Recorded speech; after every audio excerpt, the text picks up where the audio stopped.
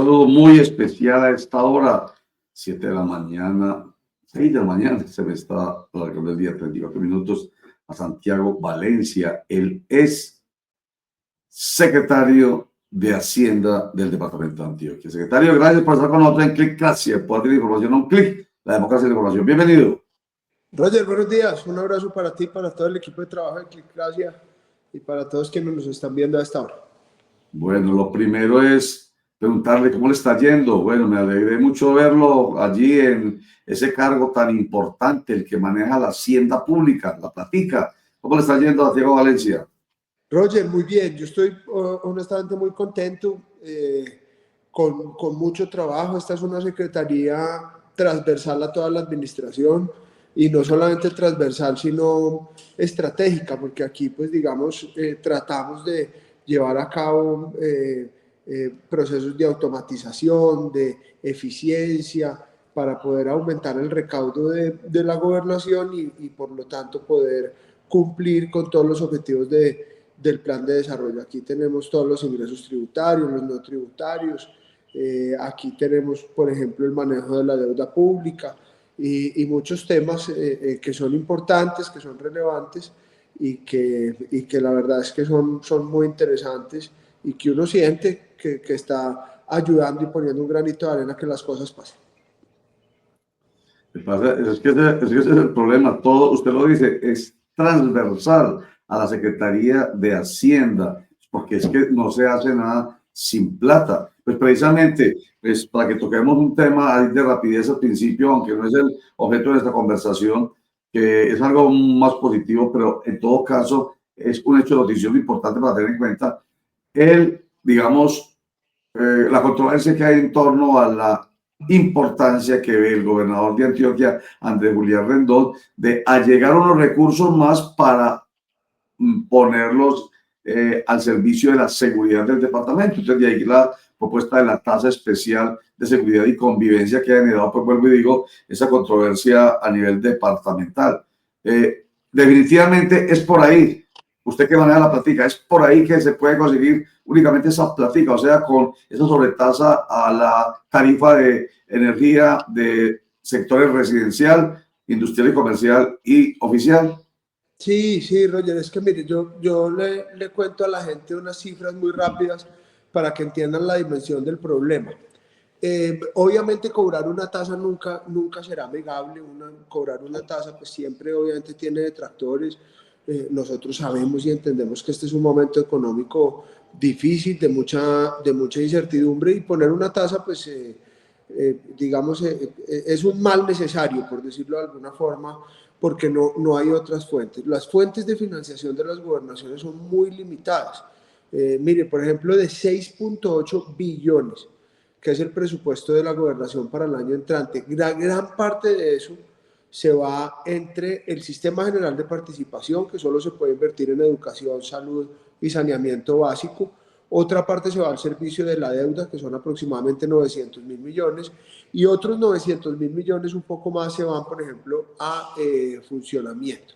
Y hay unas obligaciones que son, o unas inversiones que son obligatorias para la gobernación, por ejemplo, las universidades, y allí hay otros rubros que siempre hay que cubrir por ley.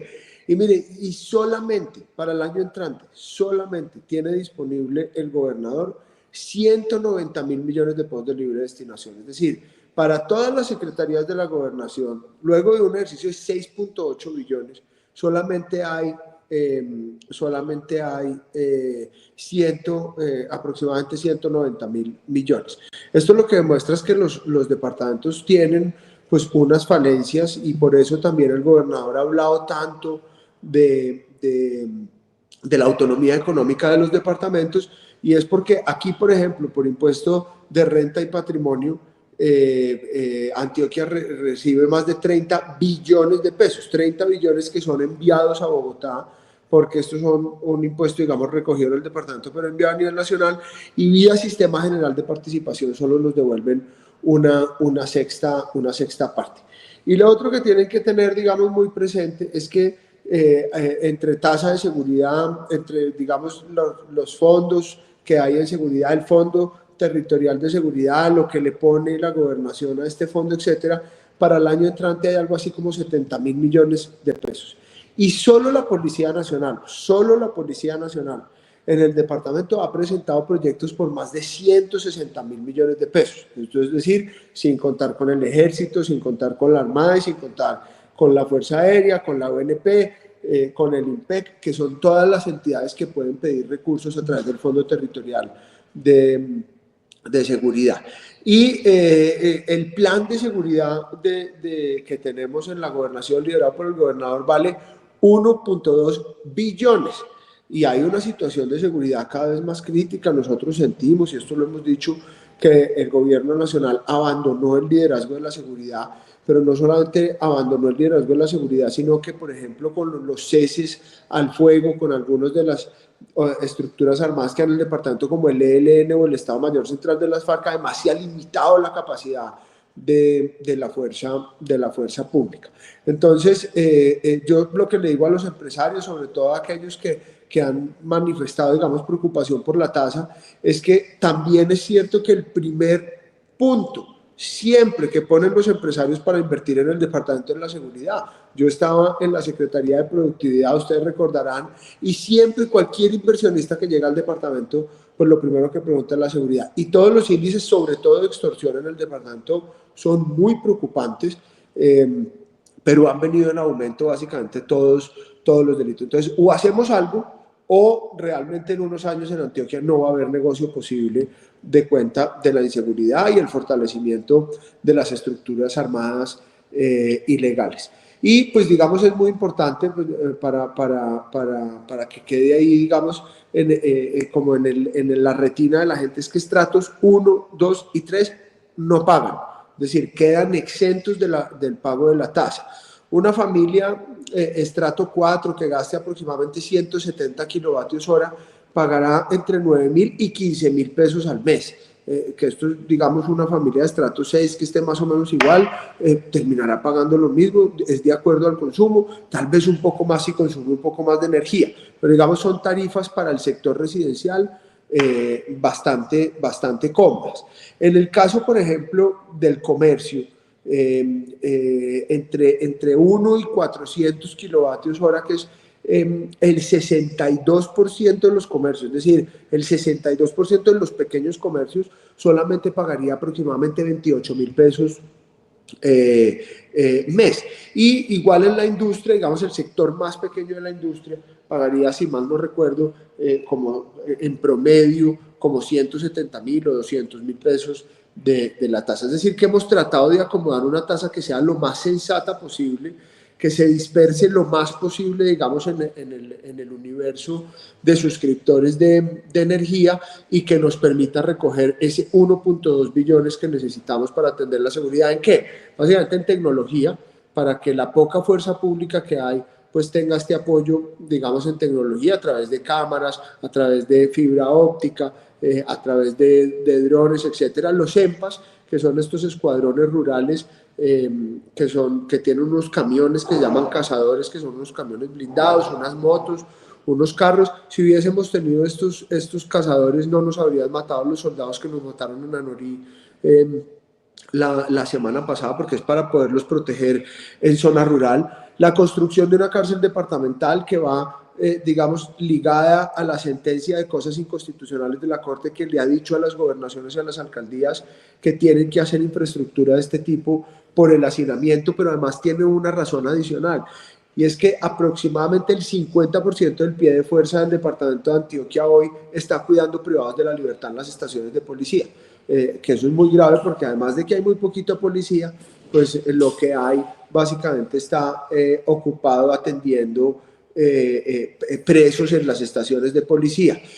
También ahí hay un componente de plazas polideportivas, de placas polideportivas, perdón, que se han vuelto plazas de vicio y de criminalidad en los municipios, y finalmente hay una inversión importante para dignificar a los soldados y policía, haciendo mantenimiento a los batallones y a las estaciones de policía. Es decir, esto es una necesidad que tiene el departamento, y yo estoy seguro que hoy quienes se oponen y quienes tienen algún reparo en unos años cuando sientan el impacto del mejoramiento de la seguridad, pues van a ver que sus negocios y su vida en general va a mejorar y estoy seguro que lo van a ver seguramente con mayor beneplácito.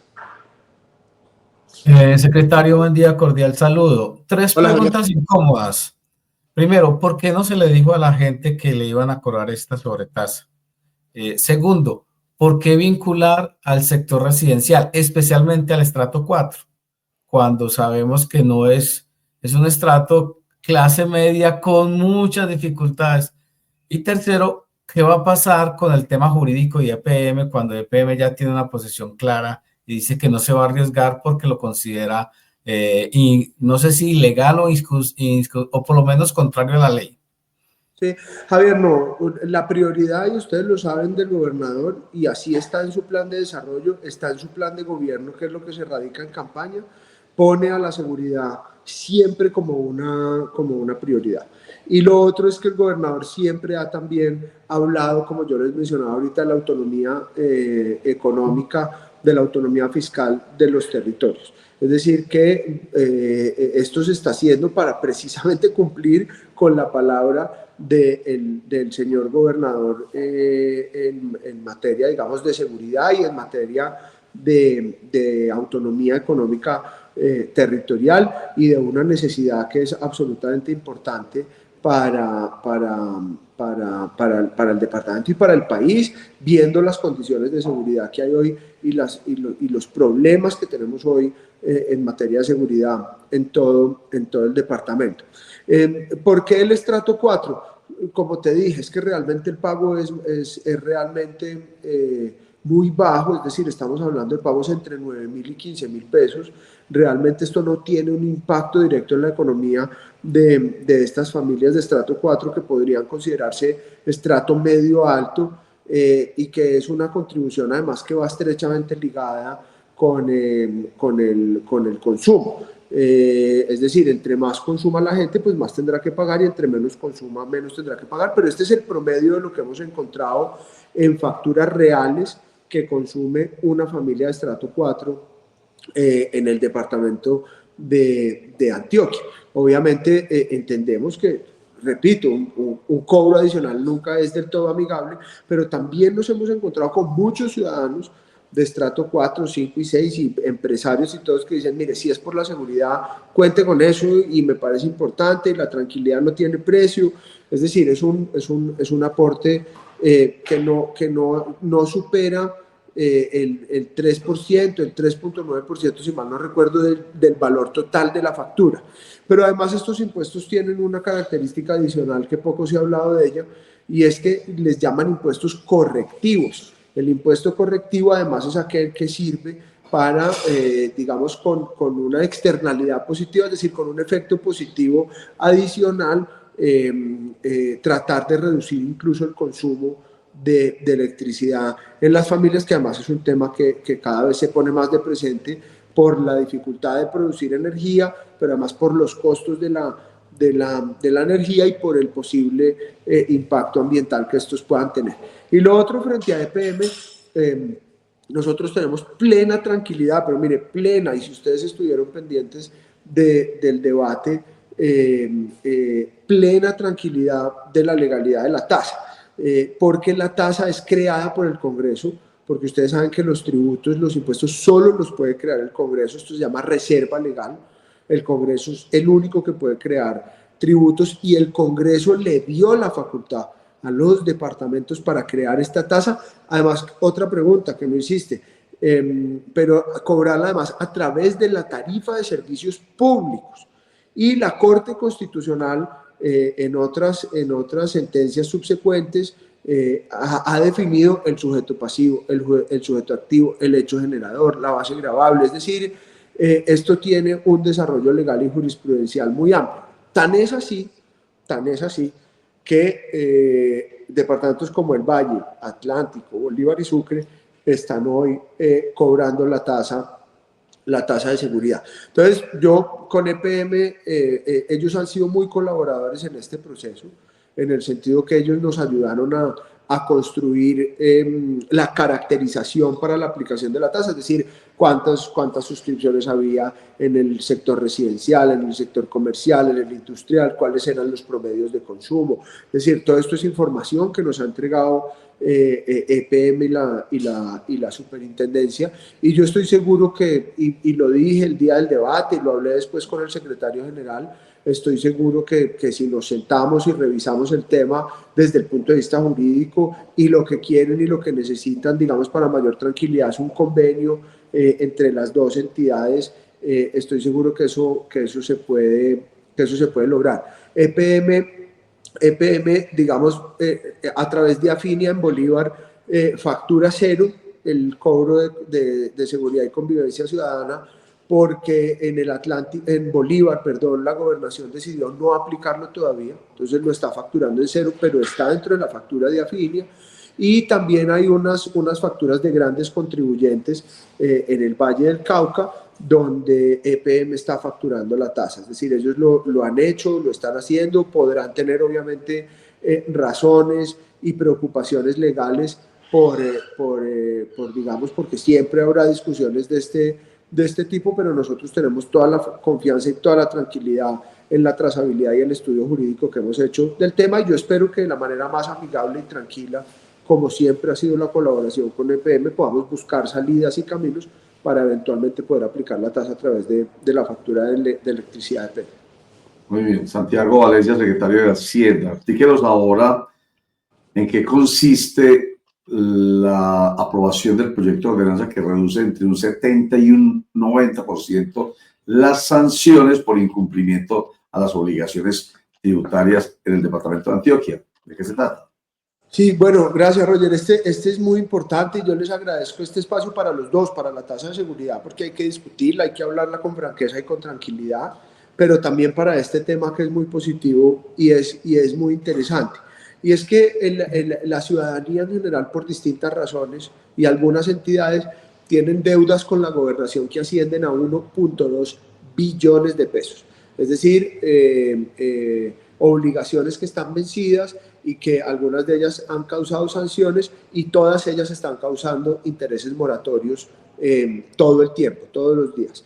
Esa deuda, como les digo, es de 1.2 billones. Entonces lo que hicimos fue, por esta vez y desde el 1 de diciembre hasta el 29 de febrero, entregar se llama una suspensión temporal sobre sanciones e intereses moratorios para aquellas personas que tienen deudas con la gobernación, para que se puedan poner al día con sus obligaciones. Entonces tenemos una disminución del 70% para las tributarias, que recuerden ustedes es impuesto vehicular, impuesto de degüello, sobretasa a la gasolina, y ojo, es el 70% sobre intereses y sanciones, es decir, tendrán que pagar el 100% del capital de lo que deben y solamente tendrán que pagar un 30% de esas sanciones y de esos intereses, que además quienes conocen de este tema o de pronto tienen deuda saben que muchas veces uno debe, no sé, 1 millón de pesos de capital, pero los intereses de mora pueden ser de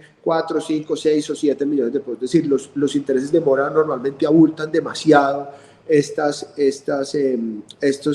deudas. Entonces, la invitación sobre todo a quienes tienen retrasados impuesto vehicular. Vean, los antioqueños somos buena paga, en general somos buena paga. Una noticia muy importante que Roger la cubrió y ustedes la cubrieron este año fue que por concepto de recaudo del impuesto vehicular recaudamos más de 650.000 millones de pesos este año, presupuesto que se fue enteramente a alimentación, a seguridad alimentaria del departamento, y esto fue, digamos, la demostración de la solidaridad de los antioqueños, pero además que son buena paga. Pero hay gente que se retrasa por cualquier circunstancia. Aquí llegan muchos casos y el que más escucha a uno es, no, mire, es que yo hace 5 años vendí un carro y no lo traspasé, y entonces la persona a la que se lo vendí nunca pagó y entonces me llegó una factura aquí vencida de 5 años, o mi papá tenía un carrito por allá y lo vendió y nunca nos dijo nada y resulta que hace 15 años está causando intereses. Bueno, en fin, digamos, pasan muchas cosas y muchas circunstancias y la idea es que la gente venga, aproveche y se ponga al día.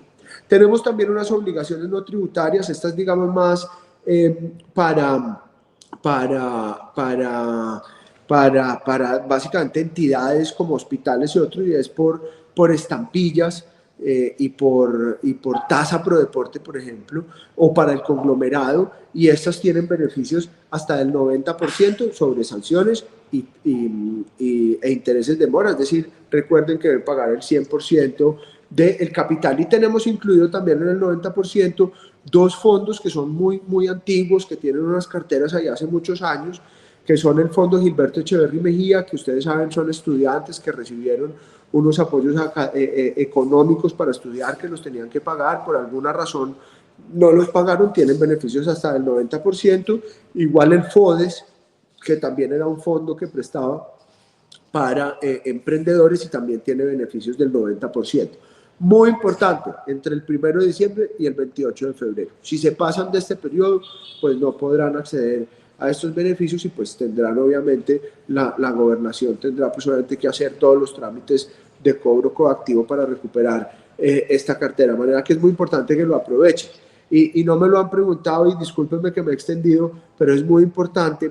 Mucha gente me pregunta y me dice, no, claro, es que los beneficios siempre son para los que pagan tarde y los que deben plata, en cambio los que pagamos cumplidos no tenemos ningún beneficio, etc. No es cierto. También aprobamos disminuciones entre el 10 y el 20% por pronto pago, pues, del impuesto vehicular para el año entrante. Los vehículos híbridos que paguen hasta abril, cumplidos, tendrán los vehículos normales y las motocicletas de 125 centímetros, un descuento del 10%. Los vehículos híbridos tendrán un descuento del 15% y los vehículos eléctricos del 20%. Y ojo, porque este descuento sí es sobre el capital de la deuda, es decir, si el impuesto es 1 millón, el 20% se le aplica a ese millón.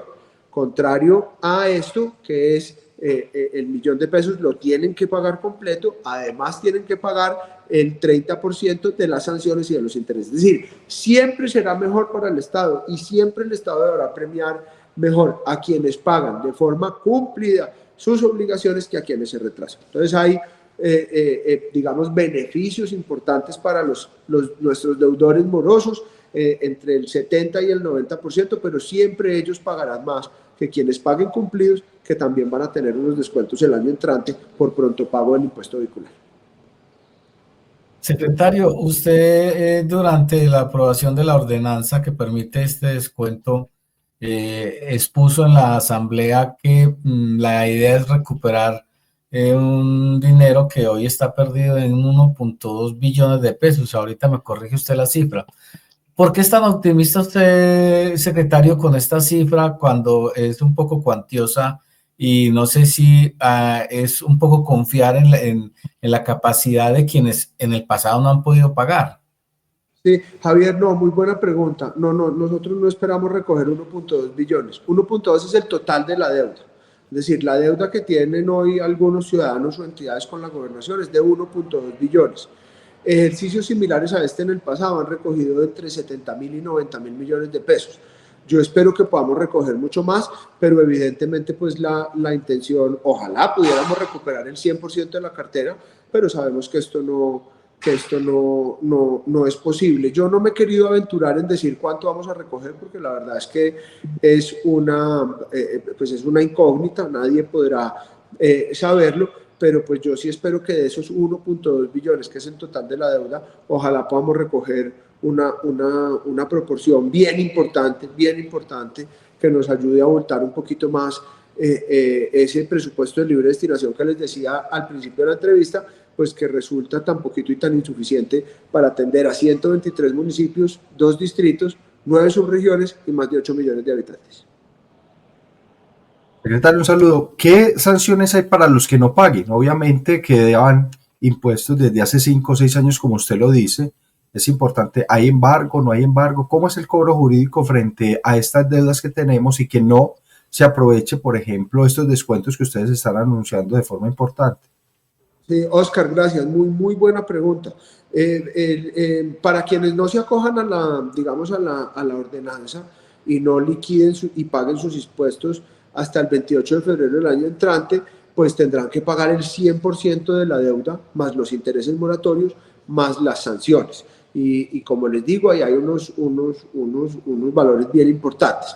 La Secretaría de Hacienda tiene, digamos, dos dos instancias, por decirlo así. Tenemos un cobro disuasivo que está en la subsecretaría de rentas, y básicamente ellos actúa como cualquier, digamos, banco, por decirlo de alguna forma, y es, venga, fulano de tal, usted tiene una deuda, no la deje vencer, pague, les mandan los recordatorios, etcétera, etcétera. Y si no pagan, ya pues cumplidos los términos, pasa a cobro coactivo, que es donde la gobernación tiene la facultad, como bien lo mencionas, de hacer embargos de cuentas, de embargar bienes, etcétera, para poder hacer cumplir el pago de la deuda. Y se hace.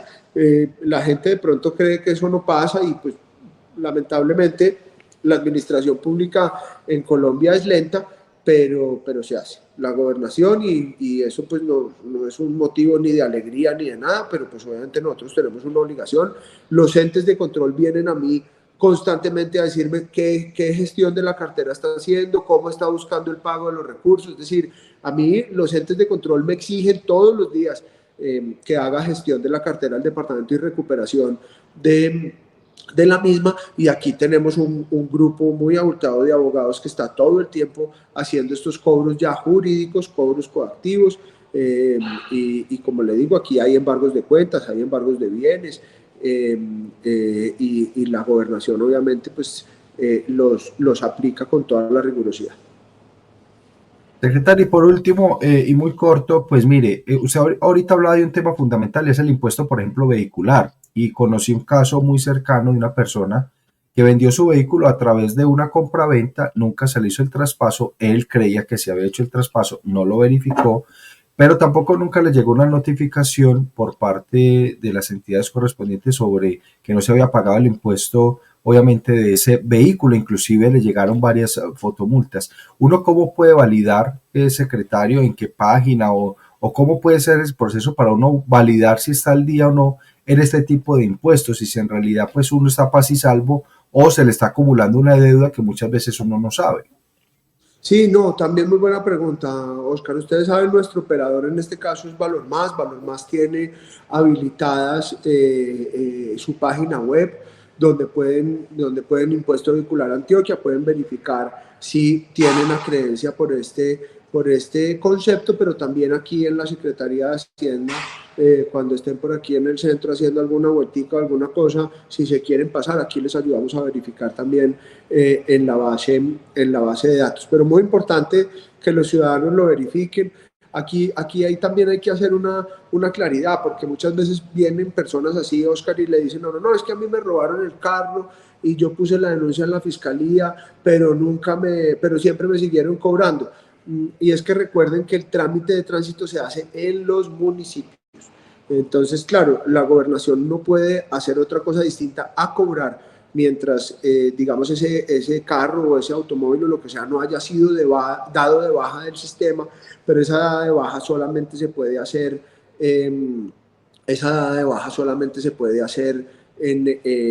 digamos, a través de las entidades de tránsito, que son entidades de tipo municipal.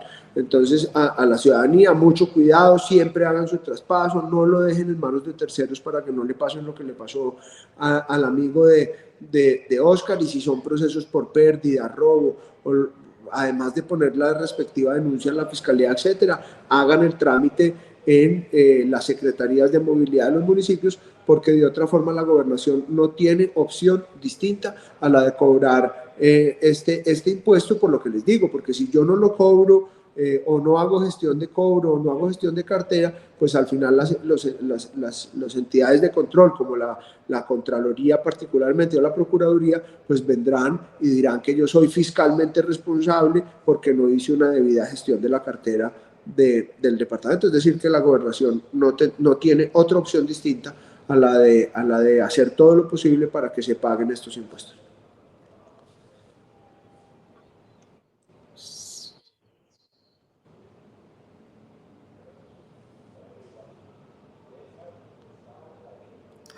Bueno, secretario, creo que tenemos problemas de conexión con nuestro director y nuestro subdirector, pero ahí está.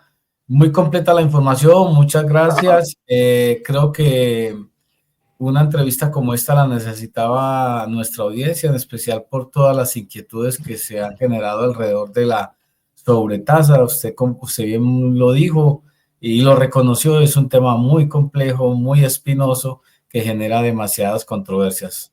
Bueno, Don Roger. sí, señor. Pero Santiago Valencia, gracias a Javier por respaldarme ahí mientras salí del aire. Hay un momento de estos que uno no sabe si está o no está. Un comentario más cortico, Santiago Valencia, para terminar. ¿Se tiene tasado cuánto, digamos, dejaría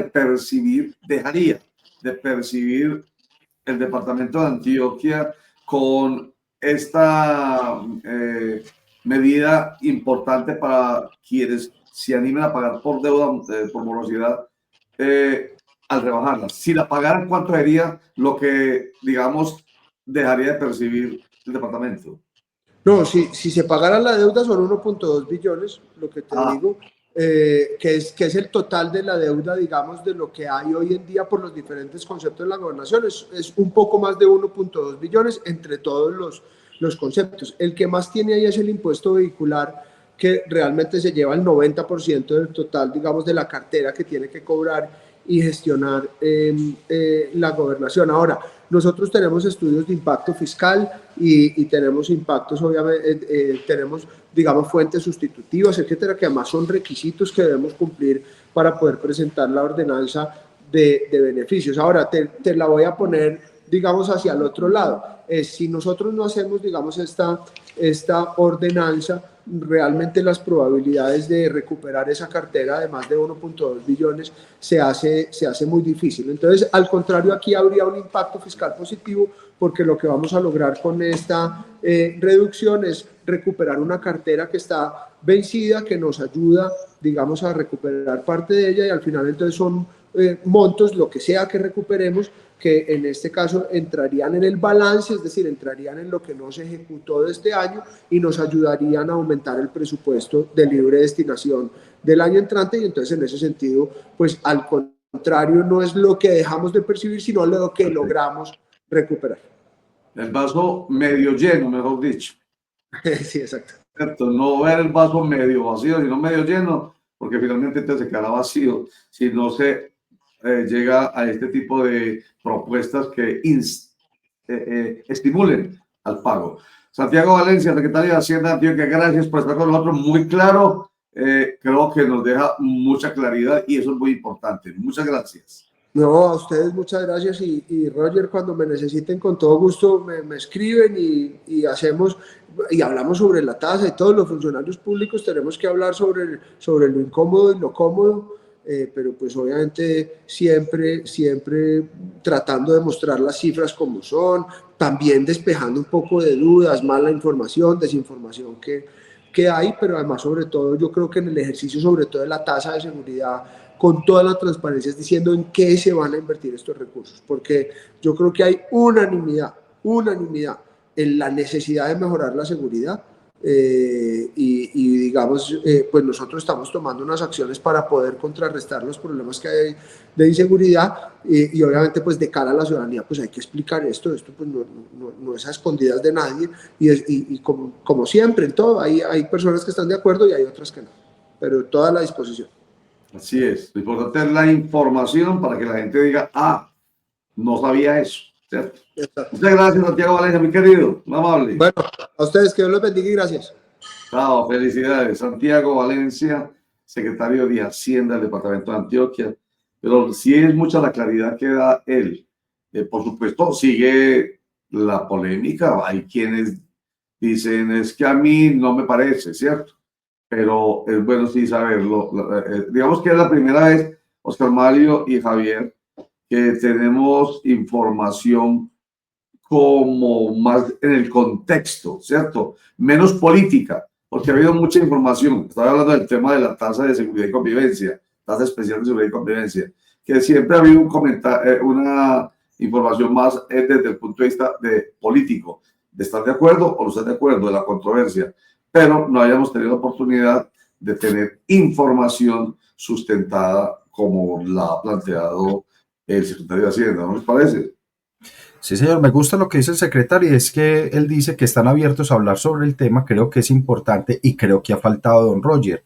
Creo que, como usted lo dice, se ha centrado más en en esa polarización política hasta medida, quienes están a favor, quienes están en contra, pero poco se ha socializado lo que realmente se quiere con esta medida del impuesto frente a la tarifa de energía para lograr una mejor seguridad en el departamento de Antioquia. Y creo que ahí es donde ha sido de pronto la falla, pero creo que hoy el secretario ha sido claro frente al tema de discusión. Unos van a decir, obviamente es importante este impuesto, otros por el contrario van a decir, pues sigo pensando que no van a subir los servicios públicos y que no es lo que nosotros queremos. Pero creo que frente a la socialización es donde se crean mejores contextos y obviamente donde se toman mejores decisiones.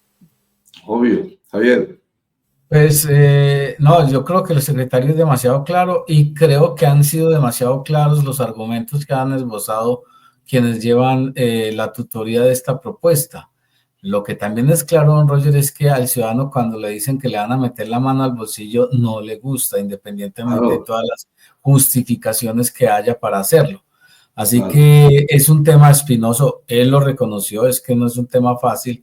Se viene un camino complejo de, sobre todo el tema jurídico, si EPM o no está obligado a cobrar esa sobretasa. Es decir, el tema no solamente se va a quedar en el debate en la asamblea, sino que después de que se apruebe, como parece ser que se va a aprobar, pues viene también un tema jurídico porque las demandas se le van a venir encima también, pero bueno, esperemos a ver qué evolución tiene este tema. Lo cierto del caso es que también hay que entender al ciudadano cuando se dice no me gusta que me metan la mano al bolsillo. No, el tema es popular, o sea, no es popular, mejor dicho. ¿Por qué? Por lo que usted está diciendo.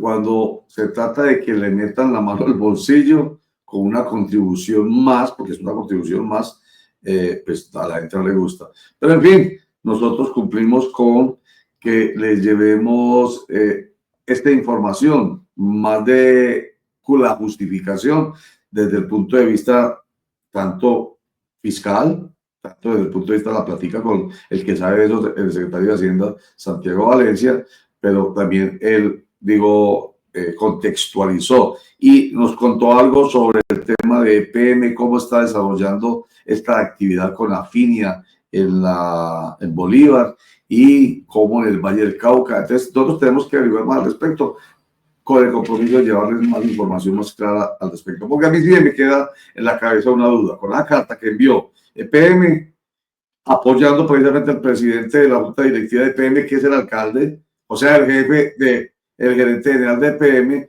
y la carta diciendo esto es jurídicamente inviable. No sé cómo es que se vaya a proceder a continuar si el que hace la función pone en práctica ese cobro, que es EPM, dice que es inviable. Esa es la parte que todavía tengo yo en mi cerebro dando vueltas, pero lo vamos a trabajar más adelante.